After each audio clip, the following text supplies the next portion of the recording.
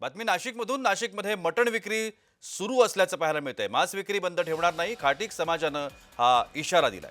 शहरातल्या मटणांची दुकानं आज सुरू आहेत. कोणत्याही परिस्थितीमध्ये मटणाचं दुकान बंद ठेवणार नाही, अशा प्रकारचा इशारा खाटीक समाजानं दिलाय. राज्यात काही ठिकाणी आज मांस विक्री बंद ठेवण्याचे आदेश देण्यात आले होते. नाशिकमध्ये मात्र दुकानं सुरू असल्याचं पाहायला मिळतंय.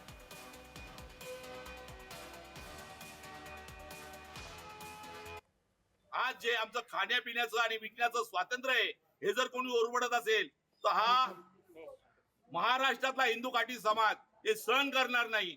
कारण आम्ही आम्ही आम्ही हिंदू नाही आहेत का?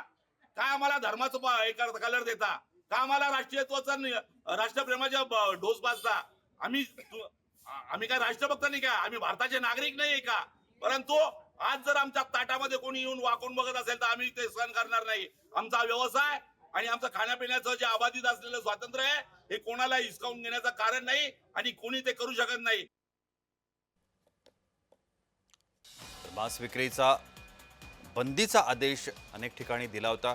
मुख्यमंत्र्यांनी याबाबत स्पष्टपणे म्हटलं होतं की हा निर्णय त्या ठिकाणच्या महापालिकेने घेतलेला आहे, हा निर्णय शासनानं घेतलेला नाही, असं देखील मुख्यमंत्र्यांनी म्हटलं होतं. अनेक महापालिकांनी या संदर्भातले आदेश जारी केले होते. मात्र या ठिकाणी अनेक ठिकाणी असं पाहायला मिळतंय की या आदेशाला केराची टोपली दाखवली गेली.